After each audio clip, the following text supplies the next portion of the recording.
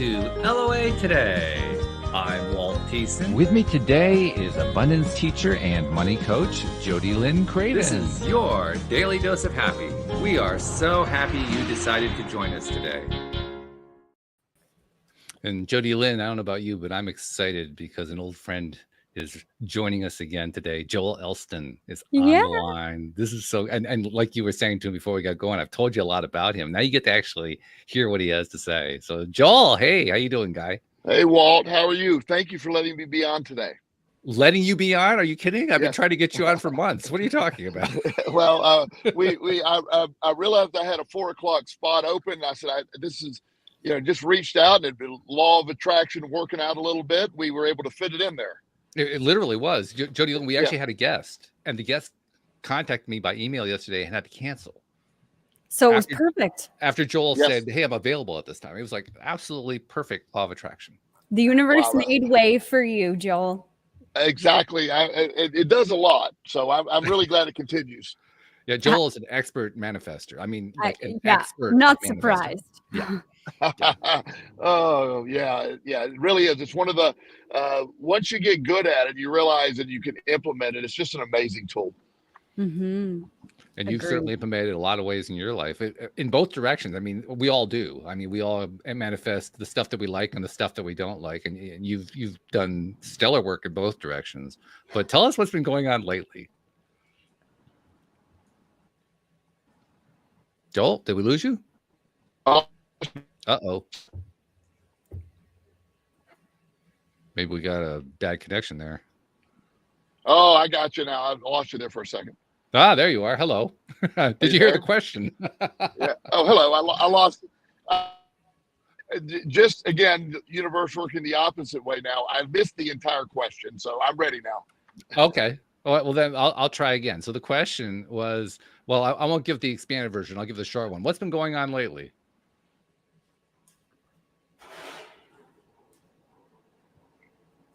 Uh-oh. Okay, now I'm good. Sorry. Okay, can you hear it now? Wow. you got some. I hear that. Yeah, I do. The elusive question has still not come across my phone. Okay, so let's try one more time. What has been going on lately with you now? Okay, well that's good. That's a good one. Okay. As you know, I'm running my. I have my life coaching business where I see people in Richmond, Virginia. Also, work with people across the country. I'm working on my second book, The Law of Action. I've been working on that for a while, which has been going really well. I've also in the process right now of getting a new set of addiction treatment centers set up. Using a lot of the concepts that we talked about before with law of attraction. Let's see, what else do I have going on? I may actually, I've been nominated and I'm beginning the process of doing a TED Talk. Ooh, wow. Wow. Exciting. Yes. What's the topic? Well, likely law of attraction. I mean, I'll have something in that vein, and I don't know exactly what it'll be, but I'll come up with an overall law of attraction. I like that concept of neuroscience and the law of attraction, sort of hitting the science side of the law of attraction as well. Right. Yeah. Oh, that's cool. You got to keep us surprised on that one. That's going to be fun to tune in and check that one out. Yeah, that's sort of it was one of these. I didn't know it was a bucket list thing until I was nominated, and I just said, "Oh, okay, that's a bucket list thing." Okay. Yeah. Adding it on so you can cross it off. Exactly. Exactly. That's a sort of a low key way of getting everything checked off. When something does manifest you didn't intend, just add it to the bucket list, then check it off and say, wow, look how good I did. I thought I was the only one that did that. Especially with like to-do lists. If you do something that wasn't on there, I'm like, oh yeah. Which is I know that sounds. It is such a great technique in anything, because when you a lot of times I work with people who are really sort of stuck in a lot of ways in life, and if you can get them to do anything, so just like you're saying, hey, I got the car washed today. Well, that wasn't on the list for today, but let's add it to the list, put a big check mark by that, and then you start that pattern of getting things done. So there's a logic and a science behind that as well.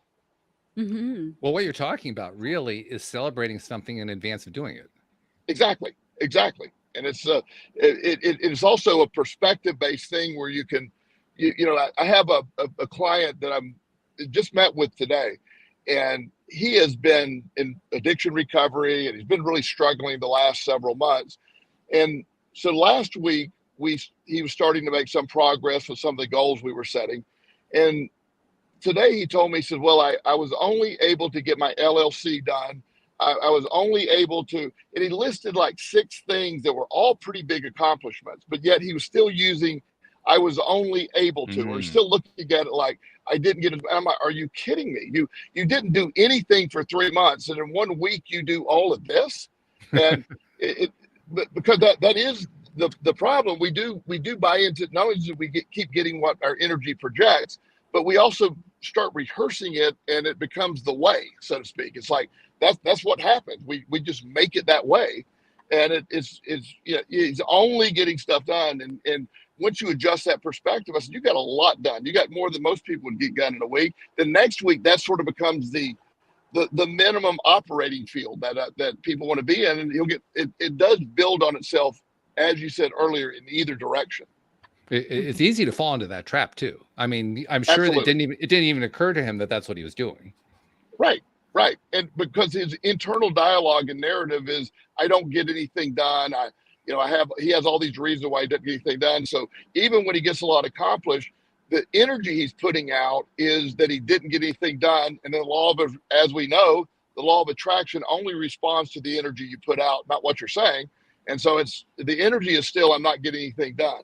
So but changing that narrative is a very big deal when it comes to making any change. But you got to not only do the change, but you have to change the narrative of the change in your brain.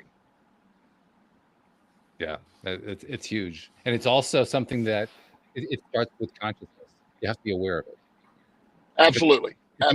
You don't know to make the change. If you are aware of it, it's still a challenge. It's not easy at that point, but at least you know what you got to do.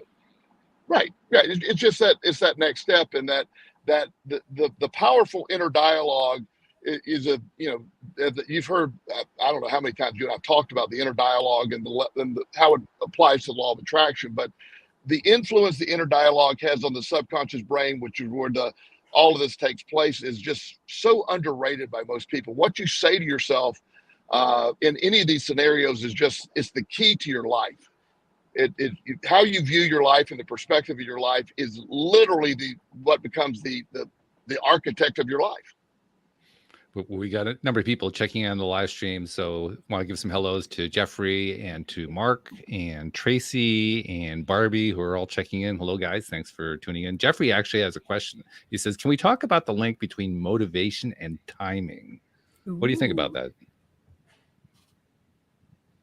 Well, what do you think about, Walt? I'll answer in a second. Let's go to Jodielynn. What do you think, Jodielynn? Okay. Let's defer to Jodielynn. All right, deferring to me. Okay, I'm assuming that it's in the context of like feeling motivated to get something done around that context. So that's the energy that I get around this question. I think that's what he's trying to get at, motivation and timing. Like, what if you don't have the motivation and maybe there's a timeline on it? For me, and I'm going to answer it this way. That might not be it, Jeffrey, so you can explain. But that's the way that I'm interpreting the question. So it's a good theory. I like it. Yeah, for me, what I would say is that I totally lost what I was going to say there. I had something really great to say, and then it's just boop. All right. Well, I'll tell you what. I'll bail you out. I'll jump in, and then when you remember, you can jump in. Okay. So for me, the link between motivation and timing is that if our timing isn't what we expect, we don't feel motivated. If the timing is what we expect, we feel motivated. Yeah. So we're letting the timing describe and define how we feel. That's the link. So for me, you really want to de-link the two. You don't want your motivation and your timing tied together, because if you do that, you're basically working against yourself. You're basically saying, universe, you control how I'm going to feel at any given moment. That's a good point. That's my take. Joel, what do you think? I loved your example there, because it's the motivation is a very fickle thing. It has a lot of influences that are in and out of your control. And if you're not motivated, but the timing's right. So I love the idea of delinking that anyway. Just if that is a word, delinking. Well, it is now. Okay, so we made just that. So invented it. yeah. So to delink the two, you then allow motivation isn't necessary, but it's a great tool to have. But at the end of the day, you get things done. There was a study done. It is with the opposite of what I believe in. So it went against what I thought it would be. They took a group of people 10 years ago in a study, 100 people, 50 of them were very motivated people who worked out. They worked out intensely. They wanted to be there. The other group was very resistant. They were just doing it to get paid for the study. Now, my interpretation was going to be the motivated group was going to have a lot better results than the non-motivated group, right? That makes sense. Well, especially for you, because you work out regularly. It's like one of your favorite things to do. So of course you're going to pick that side. Right. So this study proved literally the exact opposite. The people that worked out with no motivation had just the roughly the same gains as the highly motivated people. So the concept that people were able to go do that and make it happen, even though they weren't motivated to do it, it was just a different mindset. And so their bodies responded to exercise the same way. So I just found it fascinating, but it also explained when you wait to be motivated, you often miss out on a lot. There's a motivation can have, as I said, a lot of factors. And when you use the timing, the law of attraction, the only timing involved with the law of attraction is the timing you believe it has. The law of attraction happens pretty much as fast as you believe that can happen. Abraham Hicks talks about this a lot. There's really no delay except the expected delay. Does that make sense? Did I say that well? You said it beautifully. Yeah. So we operate with what we have around us and what we believe. If I want to instantly manifest something, it isn't that it can't be done. It's just I have a belief system that there has to be a chain of events that happen to make sense for it to happen. So I have to allow something to happen. Now, I have had it the other way where I've randomly received a call. This is a really new story, but I'll link it back to motivation in just a second, back to Jeffrey's question. But I am working on a project right now that I mentioned about the treatment centers, and there's a whole lot of studies being done recently on psilocybin and the effects on mental health. I'm not going to get deeply into that. But that's a big topic right now. Right. So the testing has just proved all of that has just proved incredible. So I'm investigating what it was going to take to be able to offer psilocybin assisted treatment in Virginia, and it's not legal at this point. So we're working with, we have a lobbyist, and we're doing this. So I've just put this out to the field. I funded this myself. No big deal. Just seeing where we're going. So without even really, I just put the general idea out there. I have had over 20 people call with massive amounts of money, wanting to get on board with this.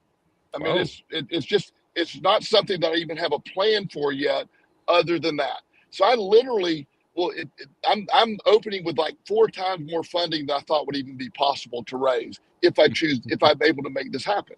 So I wasn't motivated to get that far down. My simple motivation allowed me to begin the process, but I wasn't motivated to attract all that. I just simply was able to do that next step. So sometimes just getting the thing going and not worrying about the timing. Timing, if anything, if you're believing timing is necessary, it will prevent a lot of manifestation. Timing is just something that it's something we've made up. Time, the whole concept of time is just made up. It's just the a lot of quantum theory, where you have quantum theory dispels time a lot. When molecules that are connected across the universe if there's a change in a molecule, it happens instantly, no matter how far apart. There's a connection in the quantum theory that supports that. Sort of the attraction operates on that same realm, but we do have the expectations of our society. So timing and motivation sort of, if you believe you have to be motivated to get up and do these things, then you do have to be motivated. But to separate the link is understanding that none of that is necessary. Those are all prerequisites of the made up human mind. They're not necessary, but we do believe that. And sort of to the point, what you were talking about, you used the word expectations. The expectations is sort of a key word behind all of this. What you expect will almost always override what you think you're feeling. Your expectations are, the biggest thing that happens around the holidays. I often post, a lot of my clients that are estranged from their families, and Thanksgiving Day is just another Thursday, except with the expectations attached to that Thursday. That expectation that the family's supposed to look a certain way or do these things creates a lot of depression and anxiety, much more than any other Thursday the rest of the year. And delinking that, that's even another way of looking at it. The delinking of the timing of Thursday, any other Thursday, except with that expectation of the Thursday in the last Thursday of November, has a much different view or expectation than any other Thursday. Does that make sense to you all? Yeah. If I could add on to that, Joel, I remember the thought that I was having that fluttered away, probably because it wasn't divine timing, but it's also your expectation of what motivation is supposed to look like. I think we look at other people and we decide that's what a motivated person looks like, and then we internally hold on to that concept. Like, if I'm motivated, then I'm going 24/7, I'm getting lots of stuff done, I'm this, I'm that. And for me, the old Jodi, if you will, I was very motivated, but the energy, the intention behind it was coming from frustration and fear. That was what was driving the motivation, is these belief systems or this expectation that I had of, to be motivated, AKA, which will lead to success. To be motivated means it needs to look like this, and I have to do all of these things. So that energy was distorted, and it was actually delaying the timeline that I had. Yeah, we forget Perfectly that said. if you're walking in circles, you're motivated, but you're not getting anywhere. That's right. Absolutely. Yeah, well, and that, but it all boils. If you believe that if your expectation is motivation is necessary, then it is on some level, not because of the motivation, but because of your expectation of that. I have the discussion all the time where, and I try not to open up a can of worms every time I talk, but usually do. Well, that's what's fun about you. Let's be perfectly honest. Yeah. So if there's any complaints, you reach Walt at loatoday.net. He usually feels my complaints. But all kidding aside, I was giving a talk a few weeks ago, and this lady, she asked me the question, and this was a metaphysical environment where people were into this stuff. She asked me if I personally believed in crystals and their effect. And I was able to, before she freaked out on me when I said, no, I don't, where I was able to reframe it. I said, but I completely get that you do, and they're super effective for you, because my belief, it isn't the crystals that are powerful, it's your belief that the crystals are powerful. And they're certainly powerful because you believe it. And she didn't destroy me, but she she got it. But I believe that expectations or anything else, comes in what you are believing is your field of truth, and that's what you're attracting. So if motivation is something that you think is the most important trait of a successful person, you will never be successful until you're motivated. That's just that expectation. But you also realize motivation can be a great tool for something, but it's not a dead stop from being successful either. It is part of the complex factor of success, but it's not the only factor. You then don't necessarily have to. I know some very successful unmotivated people. It's not the narrative that wants to be portrayed, but it is. I know a lot of very wealthy, successful people that are mega. They're the opposite of motivated. In fact, it reminds me that we should differentiate between desire and motivation, because we often equate the two, but they're really very different. Completely different. They're like distant cousins, Yes. And that makes a big difference, that when you understand that, because you want to, desire is something desire is a signal. Desire is a very important factor in the law of attraction. It's also very delicately balanced, because when you have too much desire, you actually get on the other side of what you're trying to attract. But the idea that motivation is, because we have this narrative of, like, I get up an early guy. I'm one of these 5 a.m. guys, sometimes even earlier. And I work out in the gym every day and all this. Well, there's a narrative that's the way to do it. Well, I also know some people that sleep to noon every day. They're very fit. They go to the gym at a different time. They work different work schedule. They're equally as successful and as happy as I am. There's no one set chain of events that are supposed to be followed, but we paint broad pictures of what success looks like or what that looks like, and they're not really connected except your own expectations. I agree with that. Yeah. And the other thing about desire too is desire is something that we normally associate with what we want, what we like. Motivation doesn't always fit into that category. No. In fact, an awful lot about what people talk about when they're talking about motivating is they talk about motivating somebody else, which means getting somebody else to do something that they really don't want to do. True. And that's that. Half of the when Walt and I did this show years ago, one of the things that would come up a lot would be something like, I want my spouse to do this, or I want this to happen. Well, the law of attraction is not about getting other people to do it. It's about what you want and what you're attracting. It's not about making other people do what you think they should be doing, or your own expectations toward that. So that it's all built into what is it gets really complex at that level. But it seems like we've gotten way down the road from Jeffrey's question. But I think Jeffrey actually went down the road. I mean, he's off on another question at this point. So why don't we just go to where he went? Okay. Jeffrey's awesome. Jeffrey's awesome. Jeffrey's a terrific. He's been a fan for years, and we love him so much. But he says, now I'm wondering about the connection between expectations and judgments. Anyone want to untangle that one? Oh, I'll start, and then I'll get input. So I think a lot of times your judgments influence your expectations. I think you judge something in a certain way, and that creates expectations. I mean, and that's a wonderful question. I really like that, because we're brought up with a bias, and we brought up in how we're supposed to believe religiously or whatever, and we start to develop judgments of other people. We all have natural biases that take place, and so with those judgments, you develop expectations of others. The idea that you either a certain group of people behave a certain way, or stereotypes, that they're part of that expectation based on judgment. When you look at someone who has a certain behavior, and you're like, oh, well, that's typical for that person, and that judgment came, you're judging that group of people or that one person based on really nothing. But yet now you're expecting them to behave. One of the best studies ever done in the history of studies, in my mind, that's a pretty strong statement, is the years ago in California. It's been replicated several times. Forget the name of the study.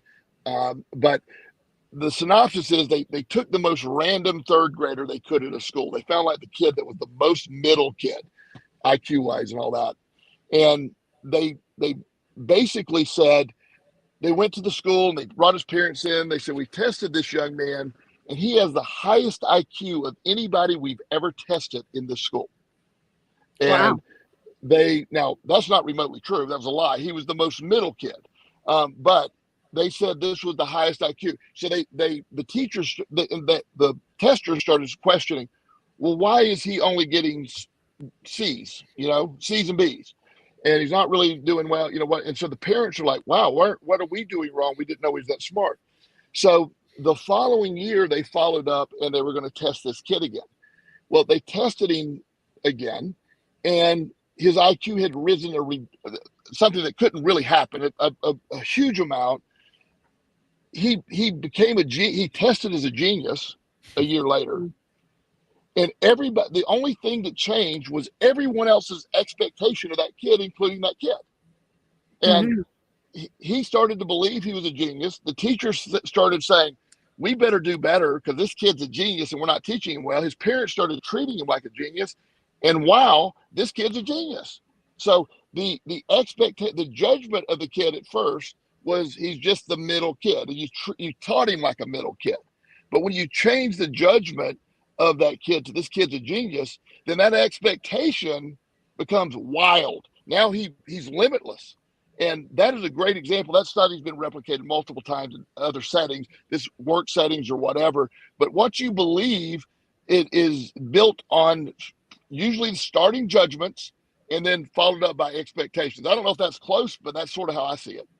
That's good. Well, it reminds me of that study that was conducted in the 1950s where they had, I think there were third grade level classes. They had 3 different classes, 3 different teachers, and they told the teachers, okay, you're getting the advanced students, the second teacher, you're getting the middle students, and the third teacher, you're getting the slow students. And we want to see what you guys can do in order to kind of shift this up. And at the end of the year, they tested 3 classes, and sure enough, the 3 classes, the first group did very well, the second group did middling, the third group did poorly. And then they revealed to everybody that they actually hadn't divided the classes up at all. It was just random distribution. So the kids in the classes had basically acted to what the beliefs of the teachers were. Yeah, well, completely. And another thing you and I used to talk a lot about this. Uh-oh. Did we lose him again? I think we might have. Uh-oh. The placebo effect is huge. The placebo effect does so much for the body and the brain and the mind. The healing effect of when you believe something's going to heal you. If you have an expectation of something, it tends to happen. When you have and again, judgment, the connection between judgment, when you judge something is supposed to be a certain way, and I've been convinced that this sugar pill is somehow a miraculous cure for whatever what's ever ailing me, then your judgment you've already judged it. Now you have an expectation that it's going to cure you, and there's no scientific reason that it cures you, but the placebo effect is an incredibly effective. It's big. It's dismissed. Well, I think they go the wrong way with it. We need more placebo effect. It's a much more effective tool than most medications. Absolutely true. In fact, there are so many double-blind, placebo-controlled studies that show that the placebo is more effective than the drug. Yes. And now the bias is a lot of the study groups that are doing, a lot of the doctors that are doing these study groups, this drives me crazy. They're now trying to get people who are susceptible to the placebo effect out of the studies. Really? Because they're trying to get, they have this whole way of testing to get them removed from the studies because they want their drug passed. Wow. It almost makes you wonder, did these people, like, at some point in their lives get bullied by somebody who said, if you ever say the word placebo again, you're going to get kicked in the groin. And so they became acclimatized to the idea, we can't have anything to do with a placebo, even though it's the greatest thing since sliced bread. Mm-hmm. Well, sort of, they economically were bullied in the sense that the placebo effect, one of the things I'm fighting right now, as I told you about, is I'm trying to get psilocybin legalized for therapeutic use only in Virginia, is the pharmaceutical companies dread that. That's literally, psilocybin is basically a chemical from mushrooms. Mm-hmm. And you can't get a patent on it. You can't charge $500 per session for it. You literally, it's mushrooms that if you know how to do it, you can grow it in your closet, and for free. And it is ridiculously more effective than anything remotely ever been studied for depression, anxiety, and treatment-resistant addiction. It's just it's crazy. It's just something that makes it was shocking for me to see the studies, and then I realized the reason this has been made illegal years ago is the effects it was going to have. This will cost eventually pharmaceutical companies almost $1 trillion when this gets done. I believe that, really do. So they don't want placebo effect, which is another effective tool, to even be talked about, because it's just amazing. I was doing a group one day of heroin addicts several years ago, and at the time I was working at a clinic that used Suboxone to offset the withdrawal of heroin. So I was at a group in the morning, and I'm not a medical doctor, so I can't prescribe anything. So the young lady that was there, she had used her Suboxone up, and she didn't have any. So she was going through incredible withdrawal. She was shaking. She was sitting on the floor rocking, and she said, I don't know if I'm going to be able to make it. So I called the doctor and said, I have this young lady here, extreme withdrawal. He said, I'll be there at the end of your group, and I have some at the office. I'll give her some to get through the weekend. I told her that. Now I'm conducting a group. She's sitting off to the side. The moment I told her he's on the way, she quit rocking. She sat up. She wasn't sweating. Her withdrawal symptoms were removed. Wow. Because the solution was on the way.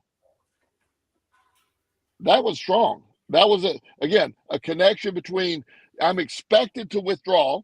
That expectation. My judgment has always been every time I've stopped this, I've withdrawn, and so it's horrible. So my expectations was to withdraw and be miserable, and then once I alleviated the expectation that she didn't, and something was on the way, she was still going to be 45 minutes away from that relief, but knowing it was on the way, her withdrawal stopped.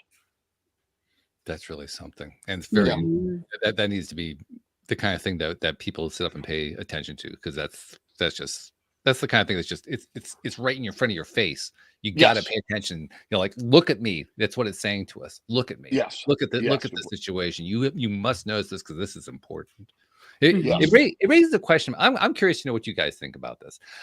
I have for a number of years. We talked, Joel, when you were on regularly. We talked about it a lot. We've talked about it since then.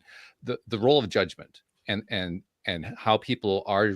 We judge very often, a lot of the time throughout our lives. And the question that comes to my mind is judgment really positively useful to us?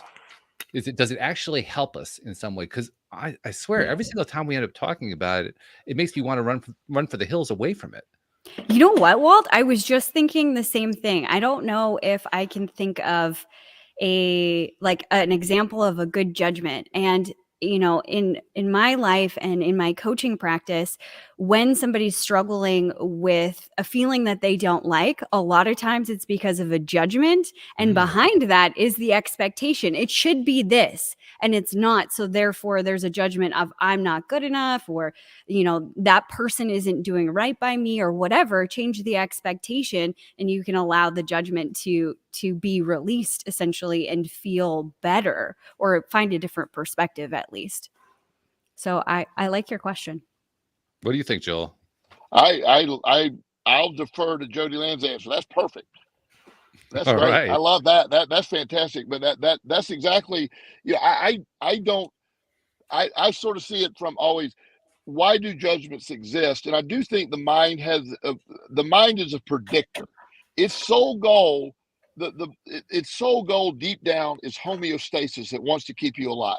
So it creates judgments to protect you. So that snake is bad. My brother died from that snake is a judgment, an observation that can be helpful. Or be able to predict situations. Even though this is a different snake, I can be reasonable and extrapolate that it still may be poisonous, and I don't want to be near that snake. So I think we were instilled with the ability to judge as a protective mechanism on some level, but as time has gone on, it's become it's gotten way off base from what it needs to be. Our evolution has made it it's not protective as much as it is almost preventative now in a negative way. Well, there's also there's a distinguishing factor, I think, between judgment and discernment, because I can discern that there's a snake, and I can know from past experience that snakes could be harmful to me. But that doesn't necessarily mean that I have to apply a moral approbation to it, because to me, that's what the word judgment is. Judgment is I'm going to say that the snake is wrong or the snake is bad. That's the judgment part about it from my perspective. Yeah, but that's a great point. That's a great point, because judgment is more of and that does make more sense, because you do have this, that you're sitting there from a moral perspective, and your moral perspective is dictated by what programming you receive throughout your life, what is moral and what's not moral. There's some things take place in some cultures that seem immoral, and others it doesn't. So there's this back and forth that we have to deal with. But I don't, in general, I never like to use the word never, but in general, I think judgment is not good. In general, I don't think it serves a lot in today's world. But I can never say never, just because the way there's like, maybe there's a good chase, but I can't come up with it off the top of my head. I hear you. Yeah. You want to be cautious, just a little bit careful, just in case there is a real safety factor going on. Yes. Yeah. Yes. I think though, in where we are in our world today, in our society, judgment can be a really good tool for self-reflection. So for me, when I see myself judging a situation or judging myself, it's my cue to go within and ask some questions about how I see this particular situation or what I believe should be. And if I want to hold on to that belief system or let it go and experience something different. That's good. That's good. I'm reminded of something that Cindy Chavez once. She actually convinced me of this. I'm now on board with her about this. She says that she left behind terminology of judgment. This is good, this is bad, this is right, this is wrong, and replaced it with I like this, I don't like that, I prefer this, I don't prefer that. Yeah, I like that. And just by making that shift, and I've attempted to apply the same thing in my own thought process with a fair amount of success. Boy, does that take a lot of pressure off. Yeah. It takes a ton of pressure off, because now I'm not trying. The challenging thing about the right and wrong, good and bad terminology is that it's almost impossible to separate it from the voices that we hear in our head that came from other sources. Whereas when it's just about what I like or what I prefer, what I don't like or don't prefer, it's just about me. And all those voices don't play a role anymore. Yeah. And if most people, when they think about bad in particular, they think about the worst definition of bad. Oh, yeah. Awful, scary. You're like the villain of all villains. Like you are so horrible. And that's what we connect our definition to is that broader definition of that somebody else has inserted, or maybe they read it off the internet at some point or whatever. But I would start asking that question of what is bad? What is the definition? And is that even really what you're trying to say? Or is it more accurate to say, I don't really like that? It's not bad. It's not for me. Joel, you and I actually came up with a word. We invented a word a few years ago to describe it. Awfulizing. Yes. Oh, that's beautiful. Yeah. Yes. It's true. Because we have a tendency in the brain to go to worst case scenario. It's part of the protective mechanism of the brain. What is the worst case scenario? I have one of my favorite populations to work with, and I had no idea I was going to be effective with this population. I work with a lot of young males, ADD brains, that kind of energy, which I love working with because that's my brain. But one thing that I became very successful at, and I work with a lot of like mid-20 females, college age females. And I had to learn a little bit of different way to deal with. So they tend to, again, I'm making a judgment as I'm saying this, but they tend a lot of times to be very dramatic. So I'll, one time, she's an incredible young lady. She texted me, she goes, I need to talk to you as soon as possible. The worst thing happened. And so I texted back and said, how long do you have to live? and she goes, what the hell are you talking about? I go, well, you said the worst thing happened, so you've been diagnosed that you're going to die? And she said, okay, well, not that bad. So, what a perspective shift in one sentence. Yeah, she said, so when you get a chance, give me a call, something happened. It's clearly not that bad, but it's almost like that one line was a coaching session. I didn't really even need to talk to her after that, because it put it in perspective. It's like, it was a boy problem, so but at the time, but we do use awfulizing language and thoughts, which is very devastating in our life. It's a very bad, taking it to the extreme where everything is just, this is horrible, this is terrible. It's usually, it's very seldom worst case scenario, but yet we go there a lot. Yeah. And I agree with that dramatization, however you say that word, for women. And in my, self-study of myself and learning about how I operate as a woman, something that I I studied with Allison Armstrong's principle. She's a relationship coach. She talks a lot about how women relate or have in their brain this perfect woman. So everything is in relation to that perfect woman that does not exist. And that's where the drama comes from, is like, oh, I'm bad in relation to this perfect woman, or I'm not as good in relation to this perfect woman. And it's the realization that that perfect woman does not exist, and something that men inherently know, or at least Allison Armstrong describes, men will look at other men and be like, oh, I want to be more like that. I want to be more like that. They're inspired, but they never see one man as perfect that they have to live up to. And I think that's something that women can learn to do more of, like men. Well, by the same token, I think there are plenty of men who try to think of themselves as perfect and kill themselves in the process. True. Yeah. I mean, the perfection thing can really get you a lot of different directions. Yeah. Well, I have a few. One of my views on things that I've observed, if I could, for mental health for my young female clients, if I could delete Instagram from the planet, it would probably be more effective than my psilocybin clinics that I'm planning. It's just because so many of them is exactly what you're talking about, because these expectations and all, the perfect woman, and and on the other hand, one of my clients is a very successful Instagram model, is what she calls herself. Don't know what that means exactly, but that's what she calls herself, and she makes a lot of money doing it. And well, I find her, she's brilliant, attractive. Her pictures are extremely photoshopped. There's filters, there's all these stuff going on. She is, and her side of it is, she's scared to be seen in public because she doesn't look anything like her online persona. Yeah. And so she walks around with a floppy hat on and glasses, and doesn't want anybody to see her, because she has created, usually it's the sort of the expectations of looking at others. Her own image that she created looks nothing like her.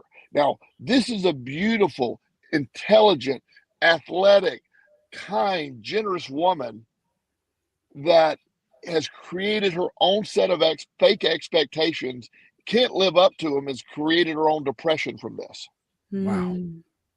Yeah. Wow. So Really that hard just to hits you watch. between the eyes when you think about that one.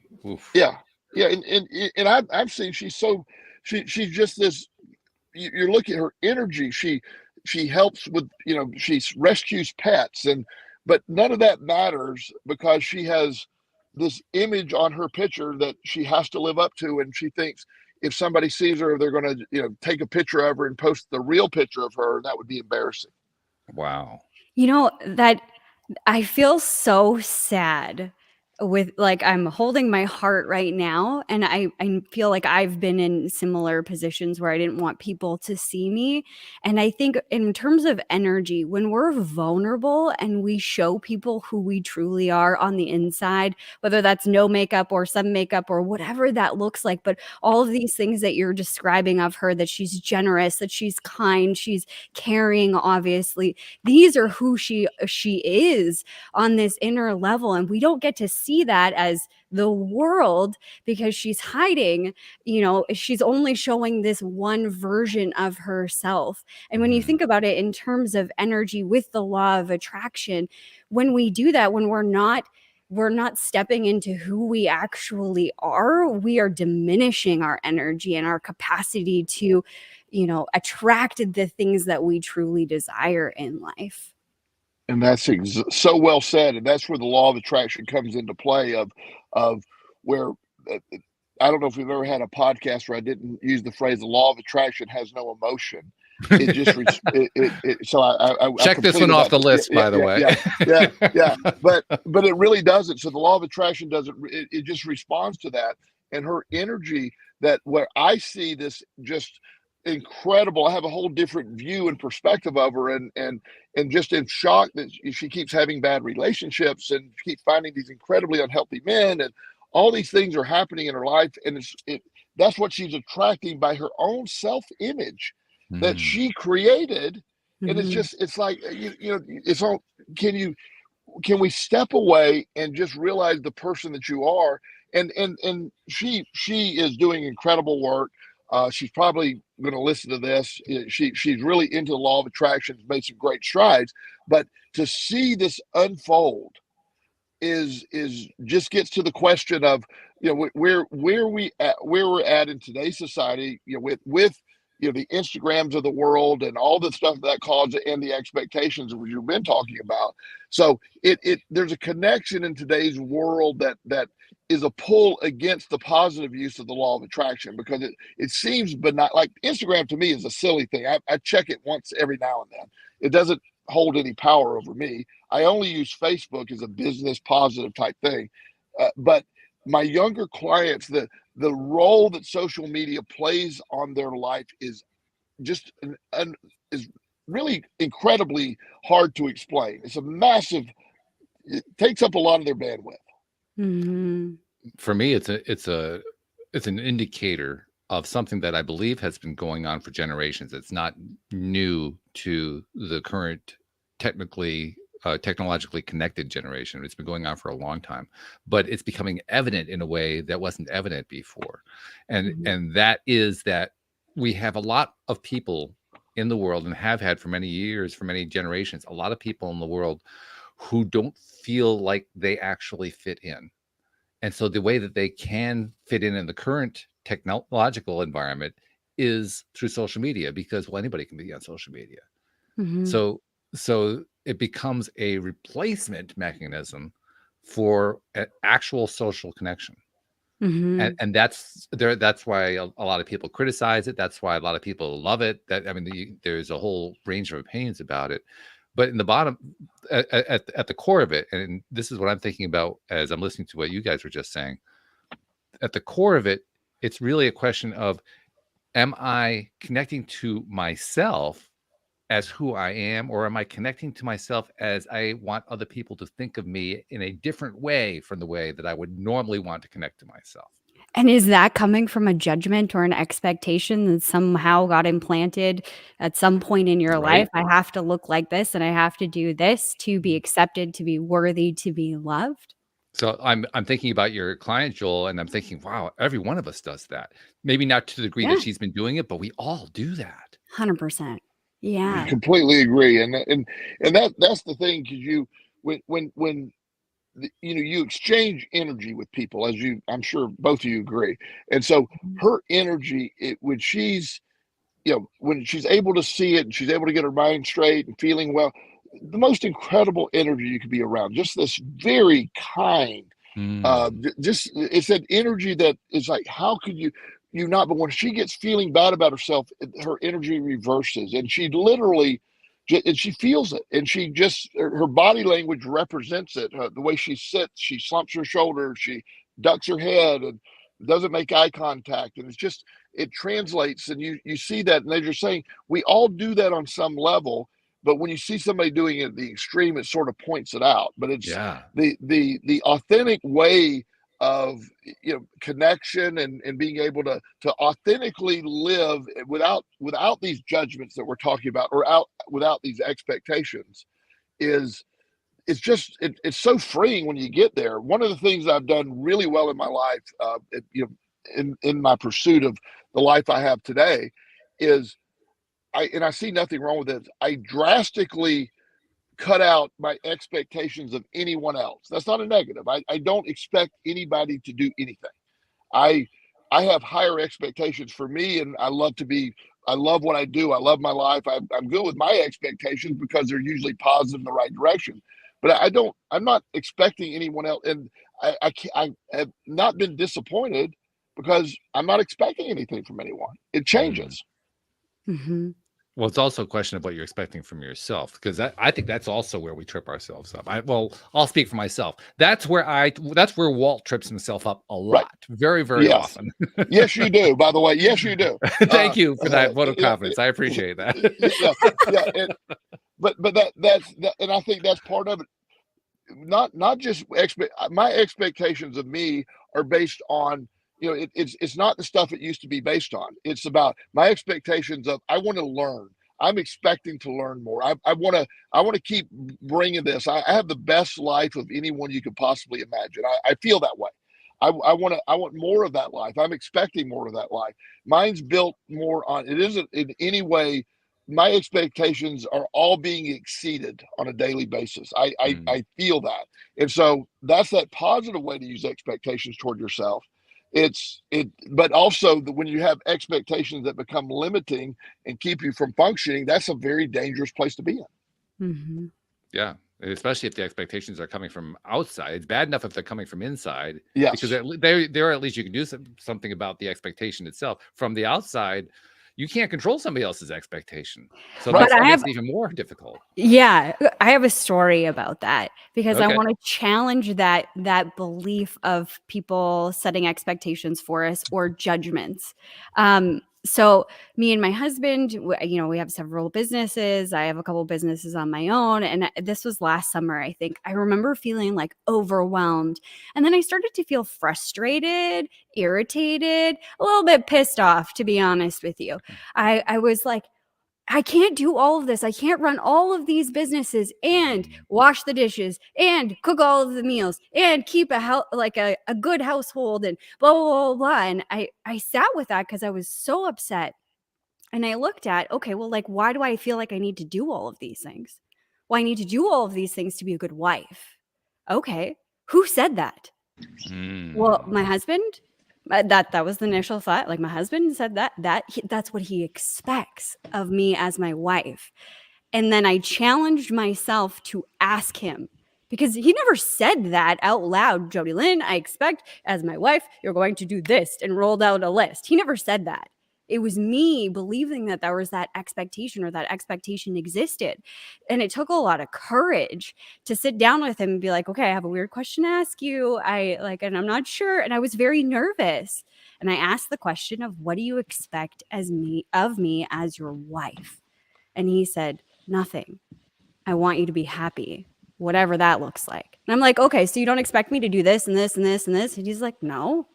That we're a team. We do those things together. So I had implanted that expectation based on all the other things that I had thought. And I was not only judging myself, but I was perceiving that he was judging me and thinking I was a bad wife. And it was all coming from me and in my head.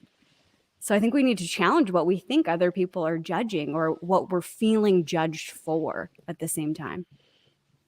That's really great.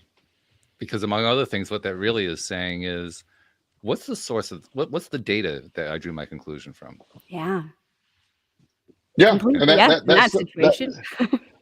Well, and that idea of it's almost like your expectation of someone's expectation of their expectation of you. It's just you now have created, it's like expectation to the power of 3. Where you've just taken it to that level, and the people that are usually the hardest on themselves. Uh-oh. Come Really back, wanted to Joel. hear that. Come back. Come back. Yeah. Where'd you go? Come back. I'm expecting you're coming back. I was like hanging on what's he about to say, and then all of a sudden it Me disappeared. too. Well, I now am I back now? Did I come Okay, back? there you are. Hello. Well, I have no idea where you left me, because I was just going on strong, and all of a sudden I realized I'm not there. Well, you started to give us your point, and then it blanked out, and so you can pretty much start all over again. Okay, as I said, we the compounded expectation effect is, we go and we filter what we believe, as Jodielynn was saying. You created this expectation of what you thought your husband was expecting, and you were damaging yourself with that. He's an amazing man that he has no he just wants you to be happy. But I see that a lot with the young people that I work with. They believe their parents' expectation is to go to college and be a lawyer or whatever and 95% of the parents that I work with, they simply want their kids to be happy, healthy, and be able to take care of themselves. That's it. That's it. But yet the kids live up to a false expectation. And when you no, come back. Come back. He's obviously going through it. He's traveling, ladies and gentlemen. He's driving as he's doing the show, and that's why it's cutting out. His cell signal's cutting out. Yeah. And hopefully he comes back in. Well, there he goes again. I don't. I there you apologize. Yeah. So I won't be so long. I think the internet's telling me to not talk so long. Yeah. My expectations is to be quiet. But this is you. I think you got my point. It's just what we do, and it's unfortunate. It is unfortunate. It's also a bit of a wake up. Yes, because completely. Jodielynn's story is definitely a wake up call, right? Because it reminds all of us, oh yeah, I wonder how many times I've done that. And raising my own hand, I can say, well, today, you mean? Yeah, lots. In the last hour? Yeah, I feel that's one of my growth areas. I really, in my mind, I you get to a place that's sort of what I've been shooting for a long time, where there's a nice balance in that. I don't live that way. Which is powerful. It is powerful. Yeah, it's reassuring too, because it means that I think I'll take that word out of the sentence. What we need to do is make the shift, and the shift is a lot easier to make than we think. Or perhaps better, it's a lot easier than what we fear. That's probably the better way to say it, because that's what you were expressing. You were afraid that if you didn't, if you didn't do the dishes, if you didn't do all that other stuff, it was all going to fall apart. But you had generated that. Or be judged as bad. You'd be judged as bad. Yeah. Yeah, that's brilliant. It's right. It's rough too at the same time. Well, the insight's brilliant. The insight that you can see it, because that's sort of the hack here is being able to see it. That's a step, but it doesn't make it any easier. Just knowing the knowledge doesn't make it necessarily easier, but at least you've identified it. With that thought in mind, I'm going to ask you to talk a little bit about this book you've been working on for a couple of years now, The Law of Action. Yes. And I've asked you about it before, and you give me like some quick answers, but give us a little bit of an in-detailed answer. What exactly is the book about? Okay, so the premise, if the internet allows me, if the internet god allows me, we'll hope for that. The premise behind this is my own experience. As Walt knows, I'm a massive believer in the Abraham Hicks version of the law of attraction. I'm a 95% on board with everything they say. However, I also, in my personal life and the people that I work with, I'm not necessarily a big believer in just manifest it and it happens without any effort. That's never worked for me. But I have many examples of just getting started. I use the analogy sometimes, if you're going to go, the path of action leads to the right action. Even if I get in my car and I want to go to Walt's house, which is, I don't know what, 4 or 5 hours away, maybe, wherever that is. Yeah. So I'll turn on my Waze app and it'll start telling me where to go. If I go the wrong way, it doesn't care. It'll tell me to do a U-turn, go this way. It's self-correcting. But the action required for that to work is I have to be moving. I have to go. If I'm just sitting there, it doesn't have any information to give me. So the law of action operates on the premise of you got to be taking action. I don't really care what the action is, but any action forward will attract more action leading to what you're attracting. And so I have multiple examples of a lot of, in the beginning of the book, I give probably 20 examples of people who in history have set out to do something, and they failed at what they originally intended to do, but they ended up doing something even greater. If they never would have taken the action in the first place, they never would have been in a position for that to move forward. So life has given me many things that I've realized it was the action taken that led me to the action that needed for the law of attraction to implement it, but it wasn't a direct path. And that's just been my experience. The thousands of clients that I've worked with over the years, the ones that buy into that concept of just taking steps forward or even backwards. But the key is taking steps. It's just, you can't make a wrong move when the law of attraction is involved, because it's self-correcting. The right situations will be in place.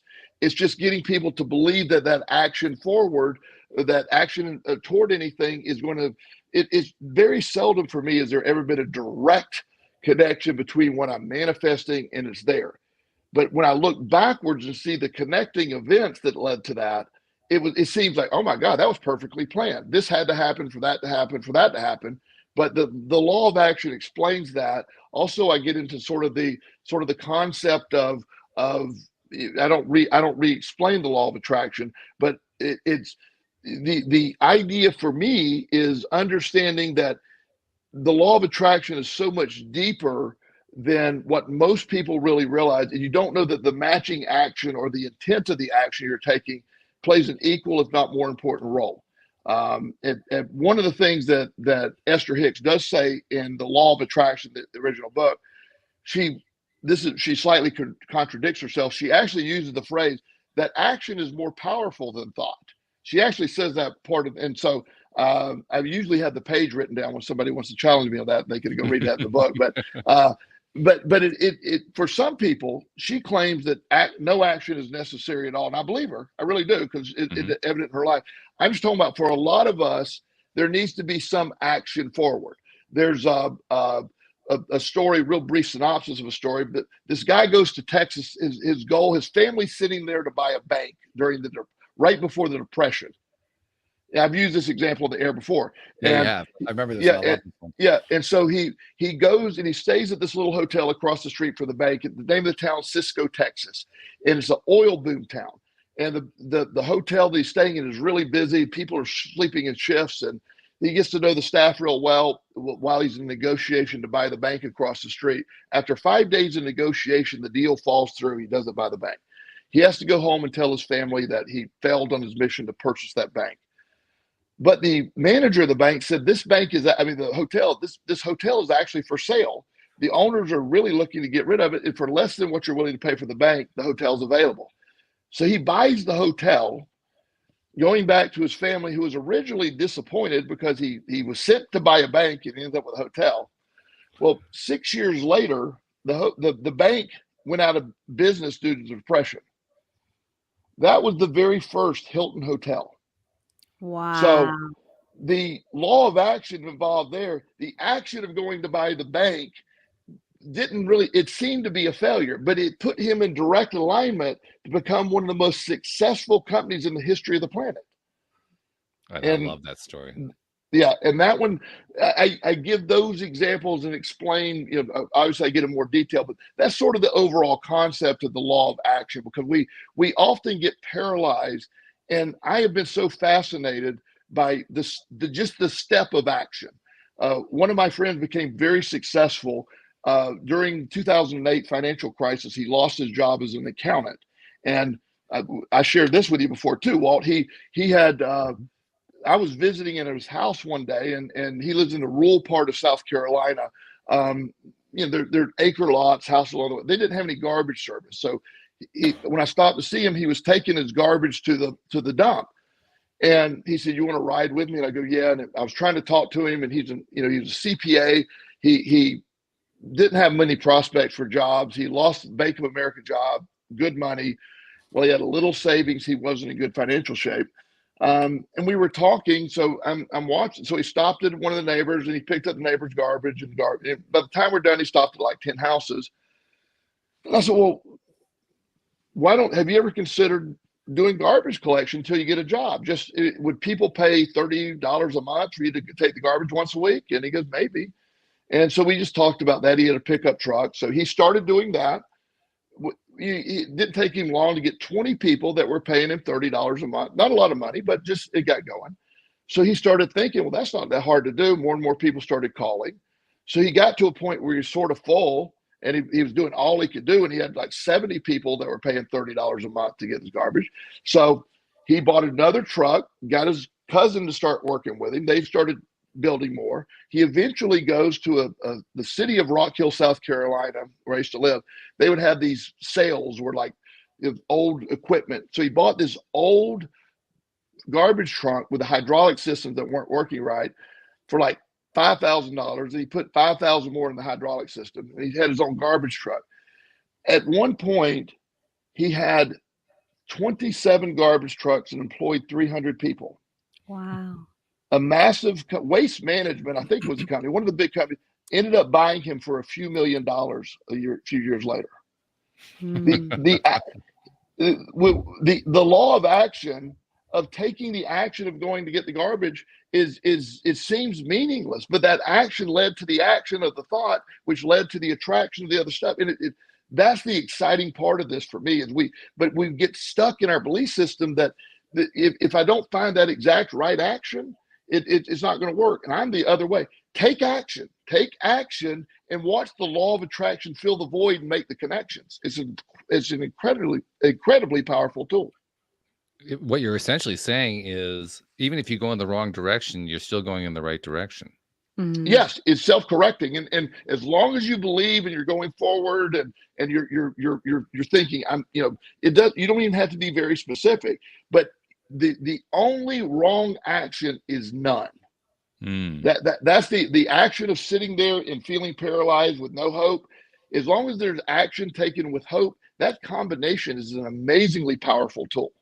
Now, it can also be a bit of a roller coaster because your expectations there. We go back to the word expectation again. Your expectations are, well, it should have played out this way, then it plays out that way. And that kind of, it throws you out of balance.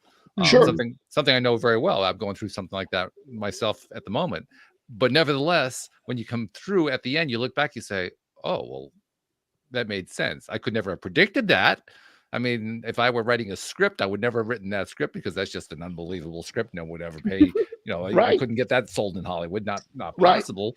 Right. But it worked. My goodness. It did. Yeah. How did that happen? and that's the way it feels. This has been wonderful. I once again, we go flying past an hour. We're well past an hour. We got to come to a stop. But Joel, first of all, thank you for joining us today. And it's been great talking to you. Great hearing your voice again. My goodness, we got to get you on here again. Well, I love it. Awesome. Well, I love talking with you both. It's so good to meet you, Jodielynn. I would love to maybe do this again sometime. You and I think a lot alike. I just love your energy. Thank you. Thank you. This has been awesome. It's been awesome for me too. I know it's been awesome for our listeners. We're getting great comments in the live stream too. So definitely a win all the way around. So thank you very much, Joel. Thank you very much, Jodielynn. I mean, I always ask you the same question. How have we done? So good. So good. Every time I come on the show, I'm thinking it's always going to be a good one. And every time it surpasses my expectation. And actually, just to make a note, Joel, I think it's so awesome. You had said something in terms of expectations, but I think it was something to the effect of, I expect that it's going to get better and better every single day. And wow, what a belief to hold within your heart for the law of attraction. That's just so beautiful. I got so many nuggets from you today. So well, thank you. And I've had, like Walt's I've gone through some very unique circumstances over the years that reinforce that, but I'm glad I was able to share it and glad it hit home. So great to talk to you both. I look forward to our next time. All right. Thanks so much, Joel. Thank you so much, Jodielynn. Thank you to our podcast listeners everywhere. We'll see you all next time here on LOA Today. Goodbye, everybody.